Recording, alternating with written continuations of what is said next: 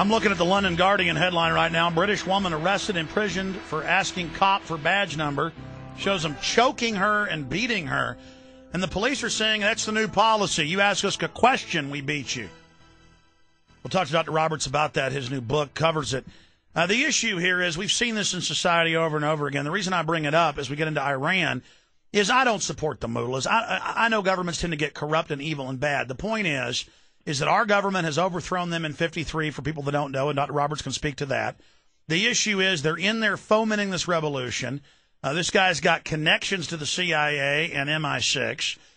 We've clearly got color revolutions in there for people that don't know. And if the globalists, the people running our country, are able to bring down Iran, that's going to embolden them to attack more nations. So that's my point here. And Dr. Roberts, I saw him 3-4 days ago write editorials, and he'd show photos pointing out why are these Iranians wearing green for the opposition candidate, holding up signs that are in English. They look westernized, and he went back through some of the history. It's now come out. They are staging rallies. They are staging photos. They got caught. The BBC, as I just said, had to retract. They were showing photos of people that were really supporters of Ahmadinejad and then cropping the photos to deceive people. So there's all sorts of chicanery. In fact, I'm not defending the security forces there, but if you watch those videos on YouTube carefully, there are people firing at the police, attacking their positions, burning cars, and the police are firing back. So all I'm saying is there's deception going on, and I've seen Fox News saying and CNN, oh, we ought to help the Iranians. We ought to give them support. We ought to try to overthrow them. That's deception, folks. The White House admits, and the last White House admits, they're in there manipulating this. They are in there pushing this. So why don't they just be honest? Dr. Roberts. Well, let me just give some facts. This is not anything to do with my opinion.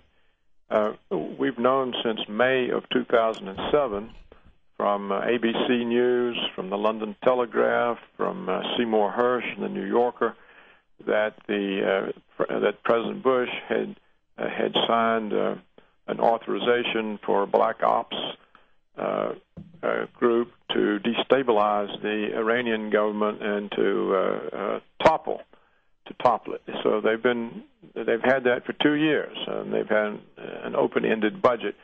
We also know there are press reports that we have been funding not merely politically distant groups, but also terrorist groups, MEK, MEK, for example.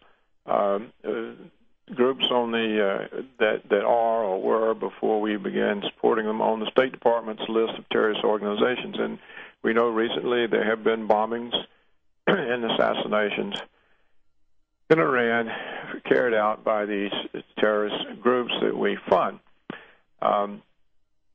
So we know that there is this operation going. It's been going for 2 years. We also know, for example, that the National Endowment for Democracy funds dissident groups in countries that we want to control, where we want to orchestrate a revolution, a color revolution. And recently, the arch neoconservative Kenneth Timmerman, who has an organization It's called Foundation for Democracy. It's funded by the National Endowment for Democracy, and the purpose of Timmerman's organization is to promote democracy in Iran. Now, here's what he wrote prior to the election. He wrote, this is before anybody has voted in Iran, there's talk of a green revolution in Tehran. Well, now, how would he know that? Unless it was orchestrated plan. Why would there be a green revolution prepared prior to the vote, especially if Mousavi and his supporters were as confident of victory as they claim? In other words, this was all set up in advance. And Timmerman goes on to say that the National Endowment for Democracy, these are direct quotes, has spent millions of dollars promoting color revolutions. Some of that money appears to have made it into the hands of pro-Musavi groups who have ties to non-governmental organizations outside Iran that the National Endowment for Democracy funds. So there we have it. It's no doubt that we're funding these people, including terrorists. Absolutely, Doctor. And that's why your articles that we have links to up on Infowars.com and PrisonPlanet.com and up on Counterpunch.org and others are so important. But I'd like you to go back before you continue, and we've got one more segment with you after the news, and we appreciate the time. And it's this. On record, Cy Hirsch actually in 2004 wrote that U.S. forces were in there staging terror attacks. Special forces were on the ground, that they had 4 groups, 1 Kurdish, 3 connected to Saudi Arabia, the Sunnis, including the number 3 in Al-Qaeda. This is mainstream news, blowing up mosques, bombing police stations. The Iranians have been suing the U.S. at the UN, saying that our government's staging this. And then the White House, as you mentioned, in 2007 puts out a press release bragging they're doing it.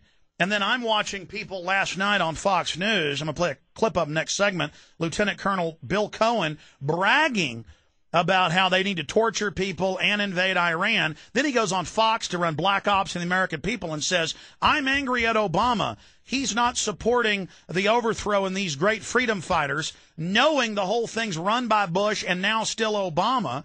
Cynical black ops behaving as if this whole thing isn't staged, while Al-Qaeda is attacking Iran when we're losing all our freedoms because of Al-Qaeda. Yeah, well, you've got it figured out, and I think there's so many dead giveaways. For example, Musavi declared his victory several hours before the polls closed. Ah, yes, I remember that. Mm-hmm. Now, see, this is classic CIA destabilization because it discredits a contrary outcome, and it forces an early declaration of the vote, because the longer the time interval between the preemptive declaration of victory and the release of the vote tally, the longer Musavi and the CIA have to create the impression that the authorities are using the time to fix the vote. And it's just amazing to me people don't see through this trick. Well, that's really a key point. And when I saw your article yesterday, I went and looked that up, and it's even in Iranian press TV and BBC, you're right. Hours and hours before it was even completed, he was already declaring victory and saying he'd won by this giant margin. Yeah. How could he know to put out the false idea that then when he lost, it was a cheat? Yeah, that's the way you work it. And there's some other telltale things. For example, well, it's based on a color. That's what George Soros always does. It's mindless. Alex, let me get sorry, go ahead. The point made. According to the Iranian experts that we have, there's no real difference between Musavi and Ahmadinejad. And the notion this guy is a moderate is absurd because, look, first of all, there's no history of large-scale election fraud in the Iranian presidential races. If the mullahs don't like a candidate, they just kick him off the ballot. So if they were worried about Musavi winning and didn't want him to win, they just wouldn't have put him on the ballot. Who gets on the ballot is up to that council, that small council of mullahs, to choose. And so obviously they didn't have any objections to him. And when Khatami, a liberal reformer, ran for president, the entire conservative establishment absolutely hated him, but they did nothing about it. He won both of his races. And if they don't cheat against a liberal outsider like Khatami, how in the world would they cheat against a pillar of the establishment like Musavi? So the whole thing is, I think, that Musavi got disgruntled. The CIA knows how to manipulate disgruntled people, and they're using him to discredit the Iranian government. I don't think they'll be able to topple it because it seems to be mainly westernized youth in Tehran making these protests. But whether they topple or not, they've won because they will have discredited the Iranian government. The Ayatollahs thought this election would increase the foreign legitimacy of the regime. Instead, it's decreased it. So now Obama has a reason to say, well, we were going to do diplomacy, but it's failed. Look, they're crooks. They steal elections. And there's nothing left but sanctions and the military option. And John Bolton told, according to the London Telegraph, who printed this. Hold on, got a break. We'll come back after the news. I got to interrupt you, and we'll get to this. Incredible info from Dr. Paul Craig Roberts laying out every piece of information. This is completely staged, folks.